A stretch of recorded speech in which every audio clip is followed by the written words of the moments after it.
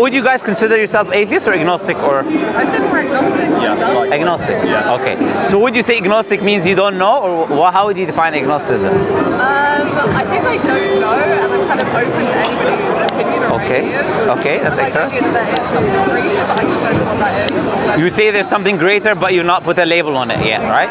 Okay, what about you? Same thing, would you say? Pretty much the same, yeah. Okay. I think the term is meta-skeptic. I don't know what I don't know. Okay. So, yeah. All right. So if you say there's a higher, let me ask then a different question there. If you say there's a higher power or something out there, that something created the world, would you agree? Potentially, yeah. Potentially or for sure? Oh, potentially, I have no idea. That's okay, but my question would be then, if it's potentially, then the world has to come from somewhere, wouldn't you agree? Like, we know that cannot have something from nothing.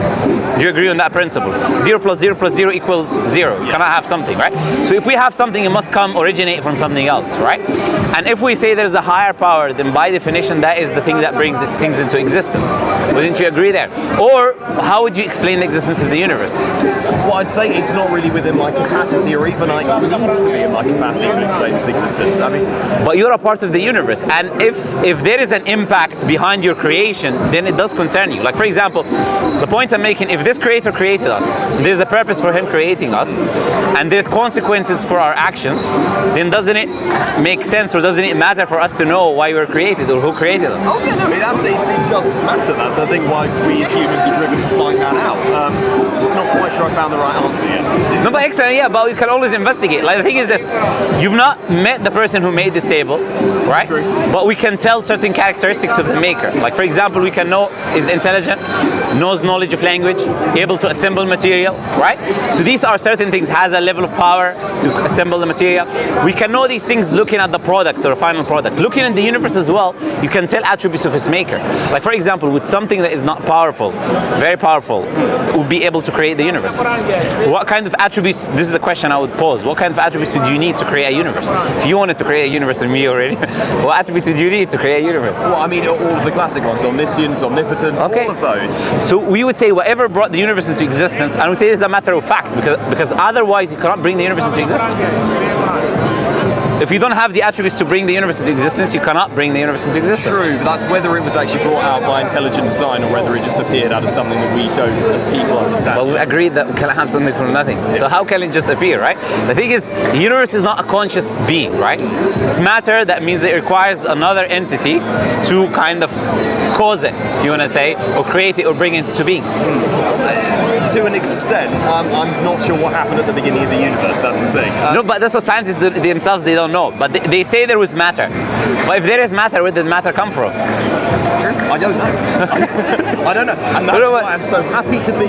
But I would personally, I would humbly say this. There's a lot of people who would say the same thing. They would say, I don't know. But there's a difference between I don't know and I do not want to know. There's also, there is a difference between I don't know and I live my life I don't know. But when you die, what will happen to you? And I'll tell you something very interesting. From an Islamic point of view, we believe there's judgment. Not only Muslims, but other religions as well. But specifically from an Islamic point of view, when a person is put in the grave, there's usually two answers are given by the people. We believe angels come to the person in the grave and then they question him. They say, who's your God? And what is your religion? And what do you say of the man who is sent to you? That doesn't have to be Prophet Muhammad. If you were at the time of Jesus, you'll say Jesus. If you were at the time of Moses, you'll say Moses. We believe in all the previous prophets, right? So they will come to you at whatever time you die then. And they will ask you about the messenger that will send to you. Now the person who doesn't believe, there's a common answer. Do you know what the common answer he will give? I don't know. So he will say, who's your God? I don't know. What is your religion? I don't know. What do you say of the man who sent to you? I don't know. And we say that's an issue because the person who made this bottle, by definition, has given it purpose. Do you agree? The person who determined this is going to be 750 milliliters, right? The person who made it. The purpose is, for you to drink, preserve water, whatever it is. That is determined by the maker. Whoever makes something gives it purpose. So if we're made by God, then or whatever entity, whatever higher power, whatever name you want to use, right? Then whatever created us is what assigns the purpose to us. Do you agree? Would you agree with that? To an extent, yeah. Okay, so then it would make rational sense. Not only that, it's very important and essential. This existential question of why we're here needs to be answered. And the thing is this, not only that, God doesn't just say, this is the case, you'll live here, you'll have an existential question because you'll have an innate thing questioning why we're here. But he also sends you prophets and messengers. Like you heard about Jesus, Moses, Noah, Abraham. You're not a religious person, but you know these names and you know these people, right? So, and they all came with one message.